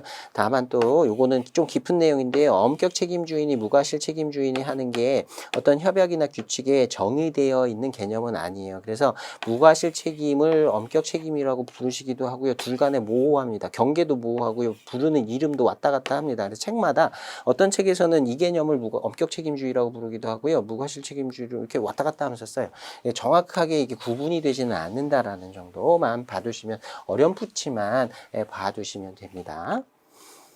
자, 그 다음에 동그라미 3번 보겠습니다. 운송인의 면책 사항인데요. 다음 사유로 인해서 발생하는 멸시 또는 손상에 대해서 운송인은 책임을 지지 않는다 돼 있어요. 자, 선박의 항해 또는 선박의 관리에 있어서 선장이나 성원의 태만 또는 과실로 인한 손해, 화재에 대해서 책임을 지지 않습니다. 면책입니다. 다만 운송인의 과실이나 고의에 의한 경우, 여기도 과실이라고는 돼 있는데요, 중과실이라고 돼 있어요. 사실 실제로 운송인이 자기가 그냥 불을 질러버린 겁니다. 열받아, 기분 나빠, 누구랑 싸우고 그냥 선원이 불을 질러버린, 뭐 그런 정도가 아니라면 화재가 발생하는 것에 대해서도 기본적으로 면책으로 돼 있어요. 그 다음에 항해 중 수면, 바다면 위에서의 위난 및 사고, 위난이라는 것도 사고란 뜻이라고 보시면 되고요. 아무튼 이런 거 통틀어서 보면 우리가 앞에서 얘기했던 항해 과실에 대해서는 면책이다라는 것하고 연결시켜 주실 수가 있습니다. 항해 과실 면책이라는 내용을 조금 더 세부적으로 풀어 쓴 내용이라고 보시면 되고요. 자, 그 다음 보시면요, 천재지변, 전쟁, 내란, 재판상 압류 등, 이거 천재지변에 해당하는 건데 당연히 책임 안 지겠죠, 운송인이. 운송이. 자, 그 다음에 포장이라든가 화인의 불충분성. 포장은 누가 하는 걸까요? 운송인이 안 합니다. 운송인이 안 하고 송화인이 포장을 해서 주는 거예요. 근데 포장이 잘못됐기 때문에 물품이 운송 중에 망가졌다. 운송이 당연히 책임을 안 집니다. 화인이 제대로 되어 있지 않아서 물품이 엉뚱한 데로 가고 뭔가 사고가 생겼다. 당연히 책임지지 않아요. 왜냐하면 송화인이 하는 것들이기 때문에 그렇게 해서 기억을 해두시면 되고요. 자, 그 다음에 해상에서 인명 또는 재산의 구조. 바다에서 뭐 어떤 배가 조난을 당했어요. 그래서 가서 도와줬어요. 그런 상황에서 뭐 시간이 지체됐다거나 지연에 대해서 어쨌든 책임지지는 않지만 어쨌든 이런 상황 때문에 뭔가 손해가 발생한 것에 대해서 책임을 지지 않고요. 나머지도 그냥 읽어보시면 됩니다. 자, 이런 정도로. 그래서 전체적으로 보면 운송인이 면책되는 상황이 굉장히 많다라는 거 아실 수가 있어요. 자, 그 다음에 2번 목차 보시면 헤이그 비스비 규칙입니다. 헤이그 비스비 규칙은요, 헤이그 규칙을 개정한 것이라고 보시면 됩니다. 그래서 그 개정에 논의가 있었던 장소, 이것도 지명이거든요. 비스비라고 하는 데서 그런 개정의 논의가 있고 그게 통과가 됐기 때문에 이걸 헤이그 비스비라고 불러요. 이건 1968년입니다. 아까 헤이그 규칙은 처음에 24년에 제정이 됐다 그랬는데요. 굉장히 좀 한 40년, 40몇 년 정도 있다가 개정이 한번 됐어요. 요 사이에 컨테이너 운송이라고 하는 것 개념이 등장했고요. 68년도에 컨테이너 운송이 막 보편화되지는 않았습니다. 컨테이너 운송도 70년대, 80년대를 거쳐서 보편화가 됐지만 아무튼 이때 이런 개념이 나왔고요. 그리고 우리가 알고 있는 운송 주선인 포워더라는 개념도 요 사이에 등장을 했어요. 그래서 운송의 상황들이 조금 변경이 됐기 때문에 그런 사항들을 좀 개정해 갖고 헤이그 규칙을 좀 개정한 것이다. 그래서 지금은 헤이그 규칙 그대로 또는 헤이그 비스비 요 두 가지 중에 하나를 해상 운송의 준거법으로 사용한다라고 보시면 되겠습니다. 자, 의 내용 한 번 정도 쭉 읽어보시면 될 것 같고요. 그 다음에 양가로 2번에 변경 수정된 사항 중에서 동그라미 1번에 처음에 헤이그 규칙은요, 선화증권 BL이 체약국에서 발행된 경우에 적용된다라고 해놨어요. 근데 운송을 어디서 시작했느냐 또는 도착을 어디에 하느냐, 그 다음에 준거법을 뭐 헤이그 규칙을 준거법으로 하고 있는 나라 이런 식으로 규칙 적용 범위가 조금 더 확대되었다라고 보시면 되겠습니다. 자, 그 다음에 동그라미 2번에 보시면 운송인의 책임 한도액 통일이다 이렇게 돼 있는데요. 처음에 헤이그에서는 100파운드라고 했었고요. 비스비로 넘어오면서 뭐 10,000프랑, 뭐 포앙카레 프랑이니 무슨 뭐 이렇게 단위들이 좀 바뀌어요. 근데 요거는 하나도 모르셔도 됩니다. 다 모르셔도 되고요. 그 이후에 IMF의 특별 인출권이라는 개념이 있어요. SDR이라고 하는데 밑에 용어 설명 보시면 Special Drawing Unit이라고 되어 있습니다. Drawing Right이라고 되어 있는데요. 예를 들어서 헤이그 규칙에서는 파운드를 기준으로 했어요. 영국의 통화죠. 근데 어떤 일국의 통화를 기준으로 이렇게 손해배상을 얼마나 할 건가 이런 것들을 제정해 놓으면 환율의 등락이라든가 인플레이션 날짜 이렇게 시간이 지나가면 10년, 20년 지나가면 옛날에 1달러, 지금 1달러가 다르잖아요. 가치의 변화가 있기 때문에 그런 것들을 감안해 가지고 환율의 변동이라든가 가치 변화에 그 좀 덜 영향을 받도록 IMF에서 제정해 놓은 새로운 화폐의 단위 정도로 생각하시면 됩니다. 가중평균을 넣어서 바스켓 방식으로 5개의 국가의 통화들을 넣어놓고 가중평균을 하고 있는데요.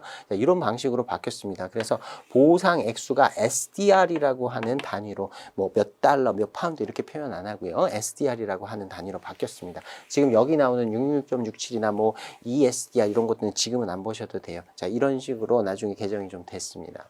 자, 그 다음에 동그라미 3번에 면책 범위 변경 이렇게 돼서 내용들이 좀 있는데요. 그냥 넘어가셔도 됩니다. 세부적인 내용 안 보셔도 돼요. 자, 그 다음에 더 쉽게 이야기해서 헤이그 비스비 규칙상 운송인의 면책, BL의 면책 약관에 의한 면책까지 포함해갖고 아무튼 운송인이 면책되는 사항들에 대한 내용들을 쭉 기재를 해놨습니다. 자, 요거 가지고 정리하시면 돼요.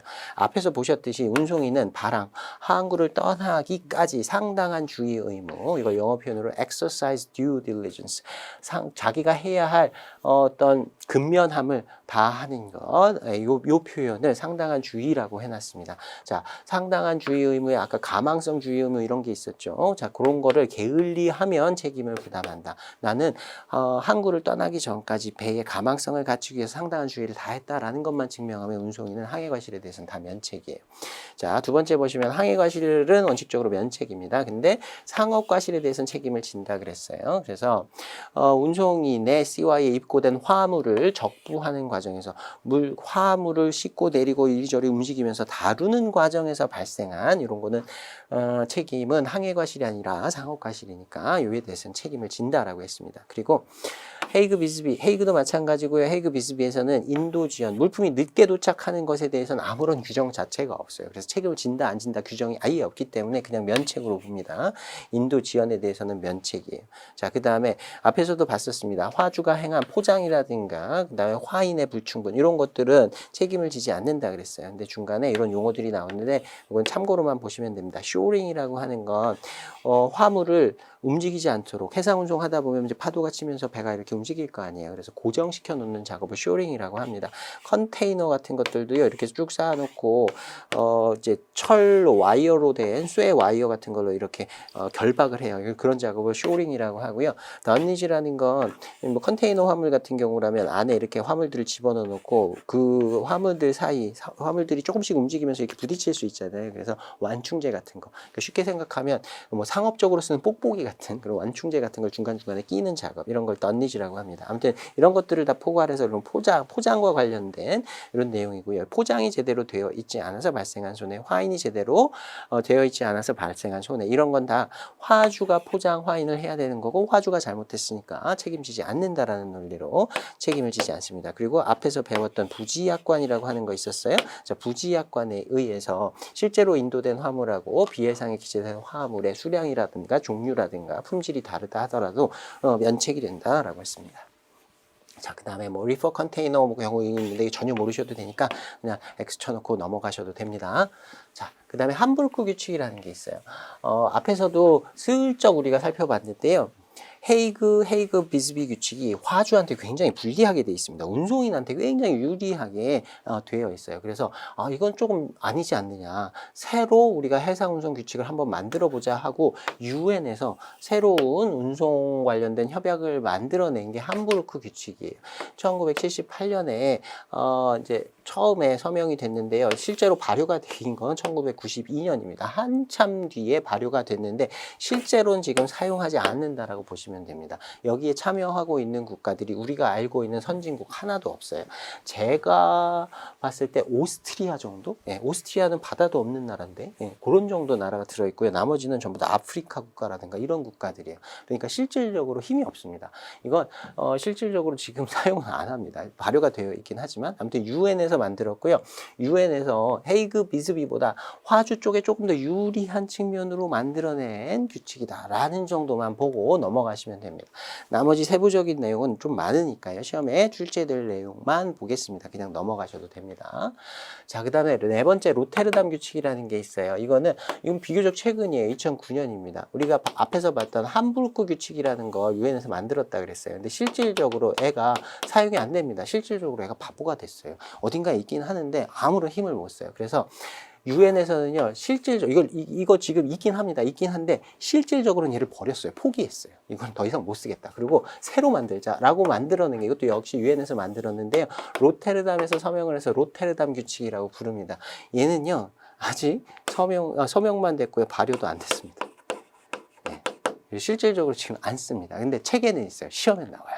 그러니까 알아두긴 하셔야 돼요. 시험에는 나오지만 실질적으로 아직 발효도 되지 않았습니다.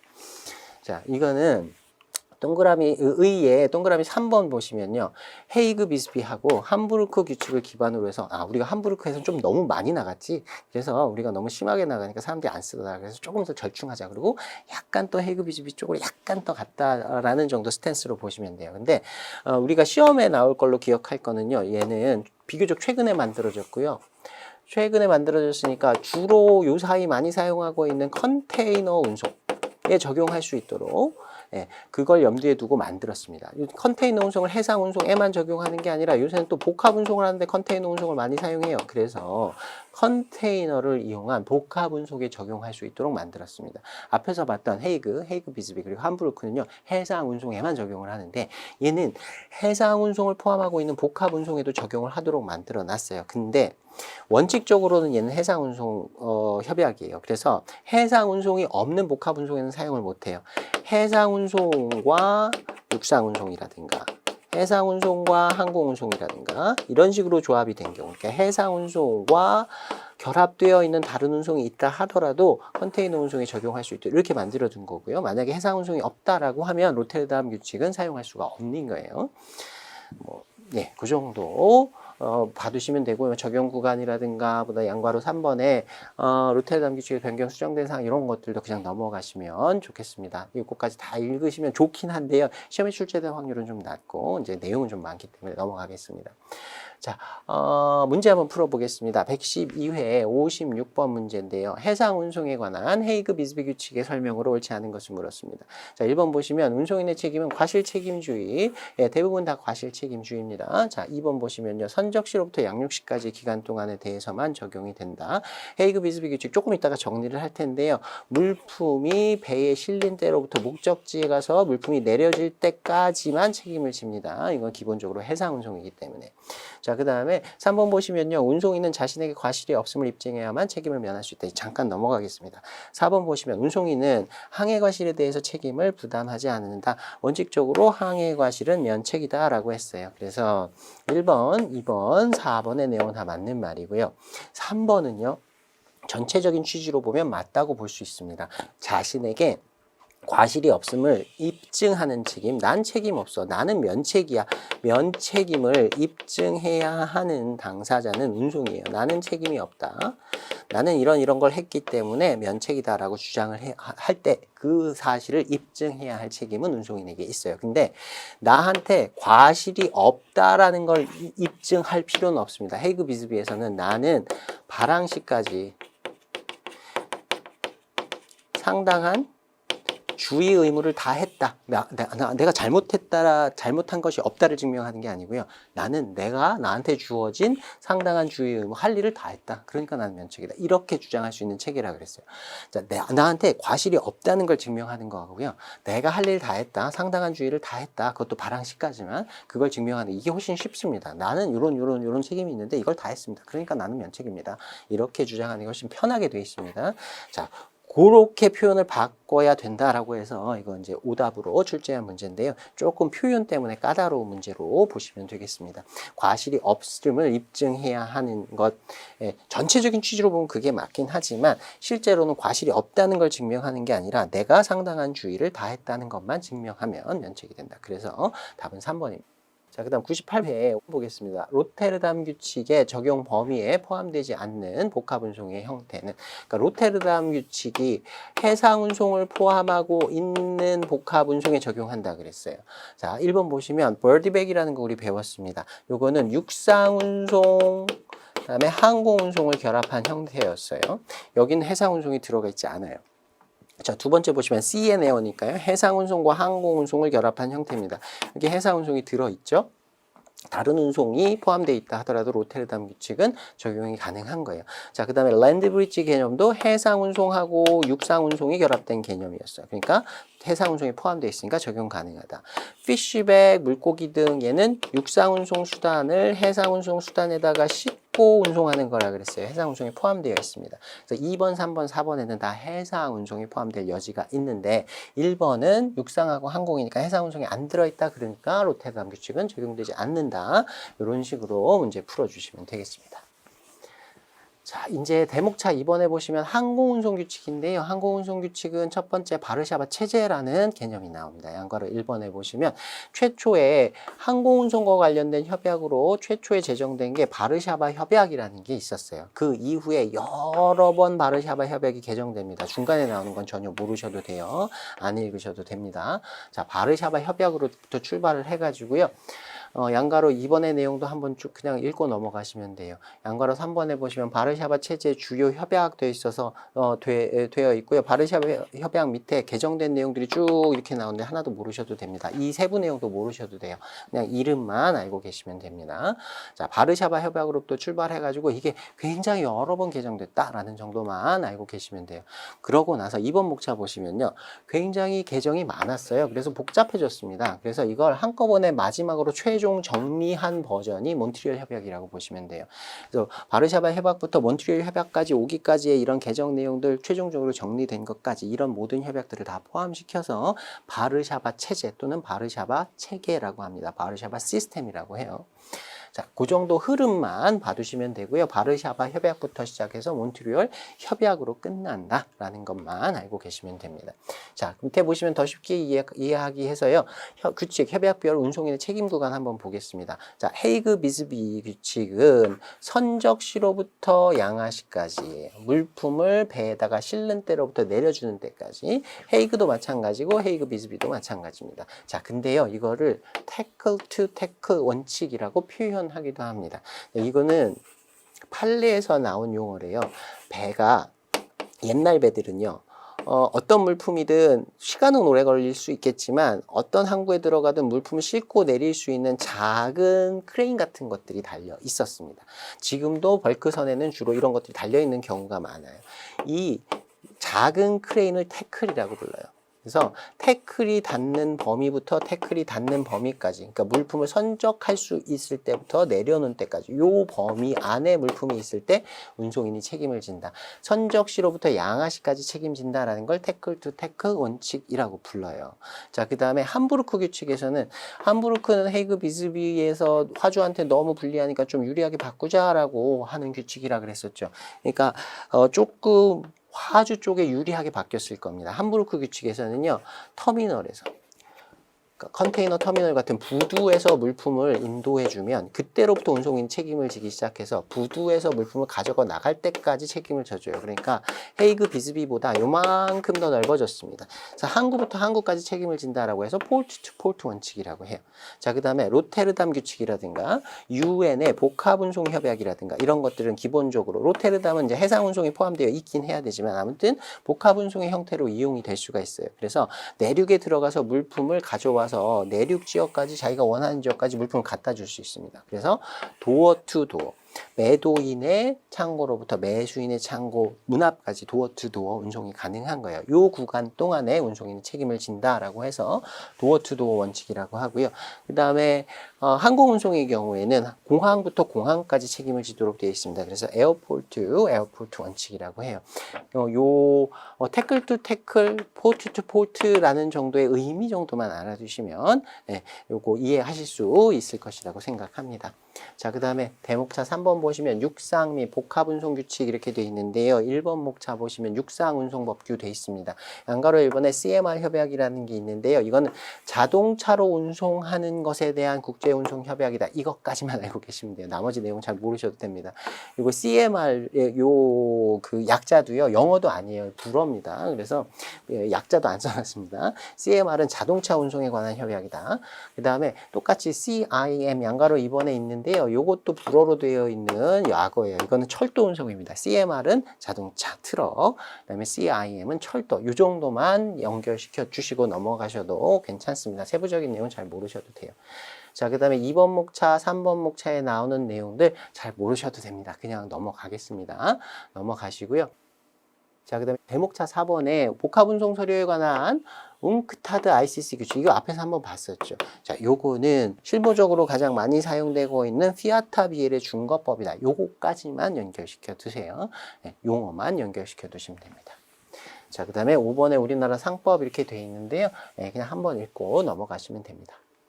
자, 문제 한번 풀어보겠습니다. 101회 66번 문제인데요. 국제운송협약 및 규칙의 적용 범위상 한국에서 로테르담까지 해 공이래요. 바다와 그다음에 항공운송 복합운송 계약에 대해 적용되지 않는 것을 물었습니다. CMR이 육상 중에서 자동차로 운송하는 협약이라 그랬어요. 자, 2번 보시면 로테르담 규칙, 해상 운송하고 다른 운송을 결합한 복합 운송에 적용할 수 있다 그랬습니다. 그러니까 해공 복합 운송에 적용될 수 있겠죠. 유엔의 국제물품 복합 운송 조약, 이건 일반적인 복합 운송에 적용할 수 있는, 아직 발효는 안 됐지만 아무튼 복합 운송에 적용하라고 만든 거니까 운송 수단이 복수이기만 하면 다 적용이 될 수 있습니다. 그러니까 해상 운송, 항공 운송이 조합됐다, 적용시킬 수 있을 거고요. 웅크타드 ICC 복합운송증권 규칙, 이건 피아타 비엘에 적용되는 국제협약이라고 그랬습니다. 기본적으로 복합운송 협약이니까 이것도 둘 이상의 운송 방법이 조합된 경우에 사용할 수 있어요. 물론 복합운송 중간에 육상운송이 들어갈 수도 있겠지만 지금 전체적인 취지로 보면 나머지 보다는 요거는 육상 운송 하나만을 의미하는 것으로 보고 요걸 답으로 이렇게 골라주시면 되겠습니다. 그래서 1번 CMR이 육상 운송을 규율하는 국제 협약이다라는 것만 좀 기억해 두시고요. 자, 그 다음에 58번 보시면 복합운송에 관한 국제 규칙 중 피아타비엘 그리고 뭐 빔코니 뭐 컴비다기니 이런 거 모르셔도 됩니다. 이거는 그냥 여러분들 좀 불안하게 만들려고 그냥 넣어둔 거라고 보시면 되고요. 우린 이것만 알면 돼요. 피아타 비엘과 같은 복합운송 증권에 채용되어 실무적으로 널리 사용되고 있는 거 피아타의 준거법은 웅크타드 ICC 복합운송증권 규칙 협약이라고 했습니다. 그래서 그거 그냥 연결시켜 주시면 되는 문제예요. 자, 이제 대목차 4번 보겠습니다. 운송인에 대한 클레임 되어 있고요. 자, 운송인에 대해서 클레임을 제기해야 하고, 클레임을 제기하는 어떤 요건들이라거나 보상받을 수 있는 한도라든가 이런 것들이 국제 협약마다 좀 다릅니다. 요게 가끔, 전에는 많이 안 나왔는데요. 최근에 한 두어 문제에 나온 적이 있어요. 그래서 한꺼번에 정리를 할 텐데, 나머지 내용은 쭉 넘어가시고요. 그 밑에 심화 플러스에 운송협약별 운송인의 책임에서 표 만들어 놓은 거 있습니다. 그 표 가지고만 좀 정리를 하도록 하겠습니다. 자, 헤이그 비스비에서는요, 물품이 늦게 도착하는 지연 손해에 대해서는 아예 언급이 없어요. 그래서 책임을 안 진다, 면책이다라고 보시면 되고요. 함부르크, 로테르담, 유엔의 복합운송협약 다 유엔에서 만든 거예요. 그래서 얘네들을 그 원문을 보면요, 비슷한 규정이 되게 많습니다. 여기도 보시면 지연 화물에 대해서는 운임의 2.5배의 한도 내에서 보상을 받을 수 있다라는 체계가 똑같이 들어있어요. 다만 세부적인 내용은 조금 다른데요. 일단 지연된 화물 운임의 2.5배라는 내용이 함부르크, 로테르담 그리고 유엔 복합운송협약의 조약에 들어있다. 유엔에서 만든 것이기 때문에 좀 유사하다라고 보시면 됩니다. 피아타의 경우에는 총 운임 한도 내 몬트리올에는 뭐 별도로 되어 있는 건 없어요. 조금 이따 다시 설명드릴게요. 자, 그 다음에 포장당 책임 제한 이렇게 되어 있는데요. 요거는 참고만 하시면 될 것 같아요. 이 숫자를 물어보는 문제는 아직은 나오진 않았어요. 근데 각 규칙별로 한도액이 정해져 있습니다. 책임 한도액이 정해져 있고요. 그 책임 한도액이 SDR이라고 하는 Special Drawing Right이라고 하는 그러한 단위로 표시가 되어 있다라는 것 정도만 봐두시면 좋겠습니다. 자, 그 다음에 이의제기 기간이 있어요. 이게 클레임 제기 기간입니다. 클레임을 언제까지 제기해야 되느냐. 헤이그 비스비가 아무래도 좀 빡빡하겠죠. 외관상 명백한 하자는 인도시, 물품 받을 때 바로 클레임 제기해야 됩니다. 아니면 멸실 손상이 외관상 분명치 않은 경우 이걸 잠재하자라 그러거든요. 물품을 나중에 이렇게 꼼꼼히 살펴봐야 또는 사용해봐야 알 수 있는 하자가 있어요. 이거는 3일 이런 식으로 제한이 되어 있습니다. 자, 함부르크, 로테르담 같은 경우에는 그 날짜들이 조금 더 길다라는 것 정도, 이쪽이 조금 더 화주한테 유리하구나라는 것 정도만 봐두시면 될 것 같고요. 이 중에서 항공운송 쪽은 가끔 시험에 나와요. 그래서 요것 정도는 좀 봐두시면 좋겠습니다. 손상 발견 후 즉시에 이제 클레임을 제기하거나 또는 수령일로부터 14일 이내에 늦게 도착한 건 21일로 되어 있습니다. 이 숫자, 이건 주 단위로 생각하시면 되겠죠. 2주, 3주 이렇게 해서 기억해 두시면 되겠습니다. 자, 요 정도는 좀 봐두시면 좋겠고요. 제소 기간. 자, 클레임을 제기했는데 제대로 처리가 안 됐어요. 그럼 소송을 제기할 수 있는 기간도 별도로 되어 있습니다. 헤이그 비스비가 좀 짧아요. 1년이고요. 함부르크, 로테르담 다 2년입니다. 유엔 복합운송 협약도 다 2년. 유엔에서 만든 애들은 공통점들이 좀 있다. 피아타비에 좀 짧습니다. 9개월이고요. 항공운송의 경우에도 2년 이렇게 되어 있어요. 그래서 제소 기간 정도, 요거는 시험에 가끔 나왔고요. 상대적으로 여기가 좀 내용이 짧으니까 제소 기간 정도 좀 봐두시면 좋겠습니다. 자, 여기까지 해서 운송 관련된 내용들 전부 다 마쳤습니다. 초반에 말씀드린 대로 용어들 자주 반복을 하셔야 돼요. 처음에 한 번에 다 암기하기가 어렵기 때문에 이제 2회독, 3회독 하시면서 문제 푸시면서 그 용어들 중심으로 개념들 하나씩 좀 쌓아가면서 그렇게 완성해 가시기 바랍니다. 자, 여기까지 해서 이번 회차 마무리하도록 하겠습니다. 수고 많으셨습니다.